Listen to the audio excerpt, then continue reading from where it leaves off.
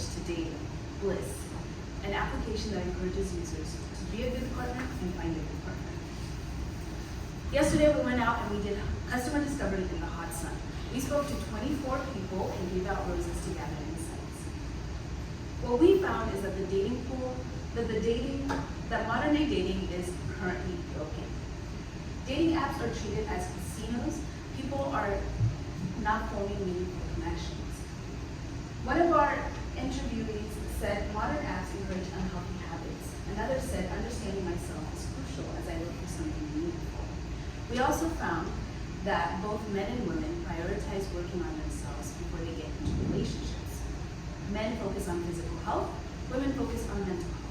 We also found that those who are in their early 20s are looking for more casual relationships, whereas those in 25 to 35 are looking for serious connections.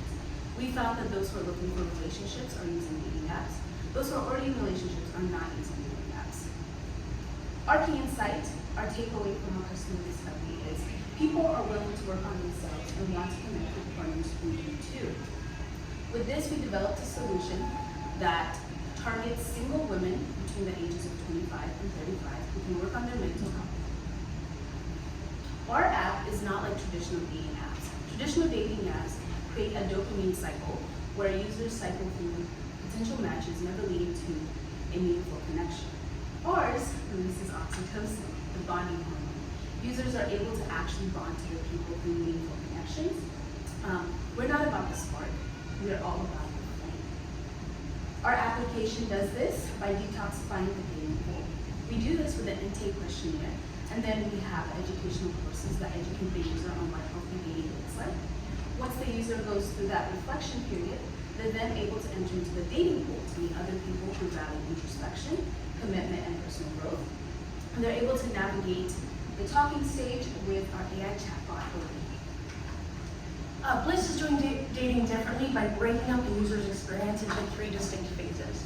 So first, we look inside. This is where we do the reflection, the introspection, and we get educational resources to kind of not necessarily correct that in ourselves, but to see the blind spots and identify where we are strong. After you graduate from the inside, all that means is that you've demonstrated a willingness to learn about yourself. We're gonna look outside. We're gonna learn how you connect to the environment around you. How are you making connections? Are you hurting the people that you're encountering? And how do you prevent them from hurting you? Once you decide to make an actual connection with someone and pair your accounts, we're gonna focus on the space between you two. How can you be a good partner to them? This is all guided, you're gonna open up the app, you're gonna take the intake questionnaire, you're gonna reveal a little bit about yourself, and that'll go into our review process. We'll provide human input. Also, our AI chatbot is gonna be significantly helpful with that. Our AI is named Obi. Obi means heart in Afrikaans, and that Obi is gonna help you make the best decisions when you're dating. So once you're in the dating pool, the swiping is gonna look pretty familiar to people who have used dating apps. We're gonna see the inputs are what make us different. Oops. Once you decide to make it official with your partner, you're gonna get guidance on how to build a strong, healthy relationship, continue that bond. The fact that you don't delete the app when you get in a relationship means that it doesn't feel bad to re-download it. If the relationship doesn't work out, it's part of the process, it's not a failure. Now, how do we make money? Well, it's free for people to use to get the reflections and growth. But once they want to start to make connections, that's when they're going to pay us a monthly fee. Now, how big of a market is this? Of the folks that we're looking at, 25 to 39-year-olds in the U.S., there's 67.7 million. And they're already spending, according to Morgan Stanley, $19 per month for dating apps. That represents a $15.3 billion TAM. Now, there are a lot of great companies that are here, already in the space, but over 45 are owned by this group, and they're the ones about the dopamine and the casinos. We have a relationship ad, but that's post-connection. And then you got the in real life as well as matchmaking. But this is all about the hot tub effect. Where the problem, where 9 out of 10 people are guys in these pools, and so the guys are only getting matched with a few women. Not that many guys get matched, and the women who are getting matched are getting matched with the same guys, so no one's happy.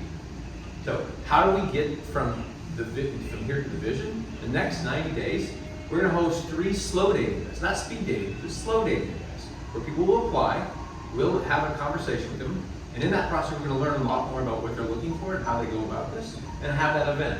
Then from there, we'll have this interactions that allow us to do the technology.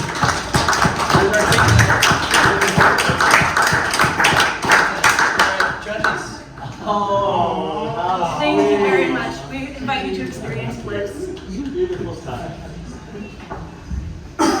Judges. The slow dating event, that's like manual OB edition, is that what you're Yes. thinking? Yep. Yeah, that's what we're gonna be getting in and actually engaging with customers Uh-huh. to find out what their real needs are, how they actually act versus what they say. So that you can, Then build our first iteration of the technology and understand what we need to put our money and time towards in terms of the technology and stuff. So we have a concept, but we want to really understand the human flow, and that's these slow datings will help us. But then once we get that first iteration done and prove that atomic unit test, when we expand, we'll utilize these events and the actual app itself to seed new markets. I was curious, when you showed the differentiate, I appreciate what you're doing on kind of where the market's at. And so from a science validation perspective, what is it that somebody's going to believe, believe in behind, that it's not just random? How are the science behind OB? Yeah. Michelle is our contact in behavioral health. She has a lot of connection with the behavioral health industry. Yeah, so I've reached out to those that I know who I work as a behavioral health counselor, so I'm connected to them, the psychiatrists, nurses who work in the behavioral health space. I would work with other people to help me validate that those questions that I get from them take questions that are evidence-based, that can help people as they advocate out. We'll have ads and sponsored from local therapists and from BetterHelp stuff, so therapy can be advertised on that. Your customer discovery, what was the breakdown of gender? I'm curious on gender, would it come into play with this, or different types of relationships? You know, I think of my husband, I don't think he would ever. Right, like, right. because I think it, you know. 60-40, the men don't like it. The men don't like it, and that's part of the problem. Yeah. We attract women with feminine branding, mental health focus, and by leveraging kind of a biological clock problem. We attract men by hosting single women. Men will go places where it's 90% women, 10% But men. they're still required to do the self-reflection. Yep, and they will. They would give their LN to be the single women. I mean, just based on the research we've done, they go where the women are. Yeah? Sorry, I'm not up now, but I have a somewhat psychological question. Is it possible to increase oxytocin in a virtual environment? Because my understanding is that is mostly a byproduct of physical effects. Right. So we've changed some of the language that we see in apps to make it feel more comfortable. Instead of match, don't match, we have pass or sounds interesting. Instead of delete, we say break it off, and then you have to talk through the breakup process. So you're learning how to have conversations that produce oxytocin. The app doesn't give you a feeling of satisfaction. The satisfaction comes from applying the lessons. I'm curious, have you guys been in the modern dating world? Do you use dating apps? Yeah.